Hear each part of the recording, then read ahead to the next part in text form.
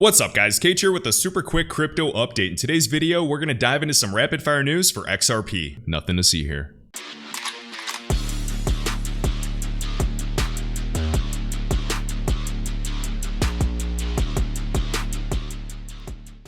First things first, we're on one of my favorite websites and an amazing resource. This is xrpcharts.ripple.com. Here we can see a variety of metrics for the XRP ledger. The total amount of XRP, the market cap, and the ledger number. Since the inception of the XRP ledger, and keep in mind the XRP ledger was first launched in June 2012, making next month in June the XRP ledger's 10th anniversary. This is a network that has been tried and true, and there's a reason that financial institutions are leveraging it today. No offense to any other assets, but even Solana, still in the top 10, has been down for over 24 hours before. Now, if Solana was directly competing with XRP for instant payments and really trying to replace or improve the SWIFT network, central banks would never choose Solana. They cannot risk that downtime. They need something that has been tried and true for years and has plenty of liquidity. So there's a reason why XRP has been named in a variety of central bank documents. The Russian central bank has already trialed XRP, not RippleNet, XRP the digital asset. Still ranked number 6 after a variety of crypto crashes over the past year and is yet to participate in the real bull run. In the Ripple vs SEC case is the biggest case in history for a reason. So once again, over 70 million ledgers closed without a single error over the last 10 years. And as Crypto Eddie has shared, and Leo, a must subscribe, thank you for sharing this video. James Wallace of Ripple over at Central Bank Engagement, that XRP has a run rate over $1 billion per month.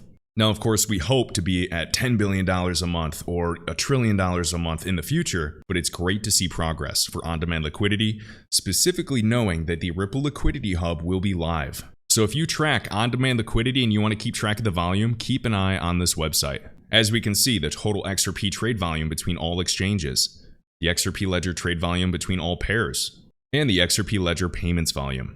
Now, what I like to do, because I'm a huge nerd, is go through old blog posts, look at the information, but apply what we know today. This is on galgatron.net. If you have not read this, I highly recommend it. How ODL works and doesn't. Saves banks 40 to 70% over SWIFT. Remember, the average global remittance rate is like 6 or 7%. 6 or 7% to send your money. Ridiculous. And it still takes 2 to 5 days with no type of real-time tracking. It's like throwing a football and crossing your fingers they catch it and get the payment. And there are trillions of dollars locked up to this day that are pre-allocated. And with on-demand liquidity, you don't need to tie up the trillions of dollars. They can unleash the trillions of dollars that I like to call just-in-case money. As you can see, without pre-allocated funds. Now, he goes through a few examples of sending money using XRP between Mexico and India, and really explains the different types of volume we can see, and provides links if you want to track on-demand liquidity transactions. So with on-demand liquidity, let's say the Mexican exchange sends that XRP to an Indian bank, again, so from the peso to XRP, and then they receive the XRP and convert it into the Indian rupee. It's very important to understand that this is nothing more than a transaction on the XRPL, from one address to another, which happens in about 3 to 4 seconds, costs nearly nothing in burn fees. Notice that during this process, 2 exchanges were involved for the 2 conversions, pesos to XRP, then the XRP is received by the Indian bank, converted into the Indian rupees. But the XRP ledger was only hit once, when the actual value was moved from Mexico to India. He discusses the difference between speculation and utility on the XRP ledger. Discussing liquidity providers coming online as the demand for XRP increases, and this makes me wonder, obviously because in 2018 we had no idea about the Ripple Liquidity Hub, or line of credit, a variety of new features, specifically pushing the use of XRP all over Ripple's website. It explains that these liquidity providers don't directly contribute to the market volume. However, they increase the overall demand for XRP. And this has a latent effect on increasing the volume. And now Econ 101. Keep in mind, the higher the volume of these payments, and even the more liquid it is, there's going to be a net overlap of transactions. Demand goes up, the circulating supply goes down, and therefore price has to go up, and hence Lambo. Next up, so we have Ripple the company committing $100 million to scale and strengthen the global carbon markets, addresses quality and transparency using blockchain and crypto. And for carbon offsets expected to skyrocket to $550 billion by 2050 to meet the Paris Climate Accord goals. Keep in mind the UK has named a lot of initiatives about this as well. And remember, Ripple the company is in London. And shout out to the crypto, EWT or Energy Web Foundation, partnered with the XRP Ledger Foundation, helping decarbonize the XRP Ledger. And also remember that this group, Zhang, will develop a carbon credit solution on the XRP Ledger. Next up, on-demand liquidity is growing and coming to Lithuania. We're excited to partner with FINCI to open up a new payments corridor between Europe and Mexico, making it easier than ever for consumers and businesses in these regions to send and receive payments in real time. 70% of European financial institutions believe in blockchain. 59% of those respondents are already interested in using it for payments. Yes, I believe in new use cases for Web3 and DeFi and NFTs and things that I've never even thought possible. But payments is where it all begins and where the highest level of friction is that exists today, according to even Chris Larson, executive chairman of Ripple, and I'm sure that David Schwartz would agree. We can talk about micropayments, we can talk about peer-to-peer lending, and the funny thing is that Ripple's working on all of that for the XRP ledger. I don't know how to say this group, but FINCI, I'm going to say FINCI, is following suit as Ripple's first ever Lithuanian ODL customer. Trapped capital due to pre-funding today accounts for $10 trillion globally. $10 trillion of what I like to call just-in-case money that's locked up and can't be used. The XRP ledger can unleash this $10 trillion. Next up, by Roth IRA, Ripple partner Tranglo. Now keep in mind, Ripple has a huge stake in ownership in this company Tranglo, based out of Southeast Asia. They're reporting $200 million in on-demand liquidity payments between September and May, as well as the expansion into new corridors throughout Asia. As you can see, Ripple on-demand liquidity, beautiful. Next up with OXP that exists on the XRP ledger. They just got approved for a fiat on-ramp. Things are moving fast. To integrate this might take a couple weeks, but this is a big win. Now, on XRP is a decentralized NFT marketplace and so much more, and they are partnered with the company Ripple. So do I believe in their long-term success? Absolutely. And I love Genesis sharing this when OnXRP becomes the OpenSea of XRP. And of course, OnXRP was in the markets report by the company Ripple a while back. Opinion: Ripple's central bank digital currency work in Bhutan has major implications for India. You guys have seen some of the things I've shared about India. Obviously, former Reserve Bank Governor Dr. Rajan has spoken at Swell. I mean, literally, Reserve Bank Governor of the entire Bank of India. And he chose to speak at Ripple's annual event discussing XRP, the XRP ledger, central bank digital currencies, monetary policy, and considering what Arthur Brito, one of the founders of the XRP ledger, kind of planned on long ago, was distributing XRP in India. I just find it fascinating. Yes, I'm doing a little dot connecting, but check this out. James Wallace, as we've shared, the same gentleman that said there's over $1 billion of on-demand liquidity being sent per month. That's over $1 billion worth of XRP. Bhutan central bank digital currency has 3 components: wholesale, retail, and cross-border remittances. And then big shout out to Leonidas as well. Go through this thread of Roth IRA and Leonidas. I may speculate from time to time, but they are being nothing but factual here. And I even saw some of Ripple's VPs retweet this and add comments to it. We even have Joe right here, and this is a Ripple employee for central bank digital currencies over at Ripple, ex-Morgan Stanley. Great thread by Roth IRA discussing the partnership with Bhutan.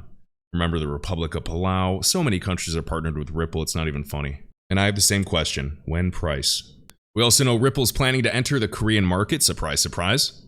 We also see Ripple's recent paper on policy over in Korea. And this paper was written by GBC Korea, who is developing a global asset management platform to tokenize a great deal of things. DeFi environment, NFT transactions, etc. Will this GMAP include or run on the XRP ledger or even RippleNet? Or at the very least be connected and interoperable with those networks? But now Ripple and this group, GBC Korea, have now jointly, that's the key word, they have together both contributed to a Korean policy paper. So they definitely have each other's contact info. Love that, Wrath. Well said. Ticket to the moon, nothing to see here.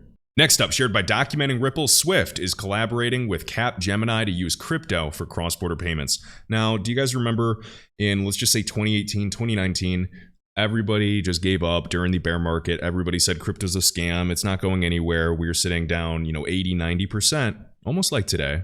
And then Swift came out and said that they are looking at cryptocurrencies for cross-border payments. But now everybody forgot about that because prices dumped. When in doubt, zoom out and do not forget everything you've learned the past several years. Capgemini sees Ripple and XRP as the solution. What? So Swift is collaborating with this group Capgemini, and Capgemini sees Ripple and XRP as the solution. Let's look at some of these screenshots. We also have additional links right here of Swift collaborating with Capgemini to explore how they can interlink multiple domestic-based central bank digital currency networks emerging worldwide to make cross-border payments with digital currencies more seamless and frictionless. Now, friendly reminder for anybody new, even if Swift decides to use central bank digital currencies, which are just digital IOUs, they still need on-demand liquidity, and the XRP ledger is still the solution. So whether it's fiat or digital currency, they still need a bridge asset. So right here, Swift collaborating with this organization, looking at central bank digital currencies, international payments, cross-border. As they say, look at this, World of Payments 2021. Companies like Ripple and its XRP protocol are already being touted as the next phase of transformation in the global remittance service market. They have the potential, they say, like Ripple, have the potential to reduce settlement times from days to seconds and provide savings. Remember, $10 trillion, if not more. Noted global financial services behemoth, Credit Suisse. And remember, I've seen XRP named in a variety of documents by this mega bank. And this is also shared by him in the same thread. Wow, I gotta follow this guy. Their report estimates that around 45% of users will be using crypto to make payments by 2023. This was also posted in 2021, so actually pretty recent. I also want to share a quick quote. Self-discipline is often disguised as short-term pain, which often leads to long-term gains. The mistake many of us make is the need and want for short-term gains, immediate gratification, which often leads to long-term pain. Now, per a variety of studies, I'm sure you guys are familiar with the marshmallow experiment with delayed gratification with children, saying, do they want the marshmallow now, or do you want to wait and then you'll get multiple? They actually followed that study and checked up with those children as adults 40 years later, and the children that chose delayed gratification were, in societal terms, significantly more successful than the other group. Also wanted to share that iTrustCapital has officially added GRT, the graph, also known as the Google of blockchains. Conditional orders are officially live, so now you can set if-then statements or essentially limit buys and limit sells. If you'd like to create a free account today, this will be linked in the top of the YouTube video description. I have a Roth IRA here, or an individual retirement account, and all of my future gains are 100% tax-free. I'm extremely bullish on crypto over the coming decades, and this is one of my retirement accounts, one of the tools I'm leveraging to pay 0% in taxes. And if you do decide to create a free account on this platform and fund it, you'll also get $100 in free Bitcoin. And yes, guys, it's free. There's no monthly fees whatsoever. It's just like having a Coinbase account. If you decide to trade, there's a 1% fee. And there are serious tax advantages to using these tools, as short-term and long-term capital gains are getting higher. And that is wrecking the retail market. So I want to use every tool I have available. Remember that staking is coming shortly, and I got confirmation which assets it will be initially. So keep an eye on iTrustCapital's Twitter and get ready for a variety of assets to be listed in the future. If you guys enjoyed this video, be sure to like and subscribe, and I'll catch you in the next one.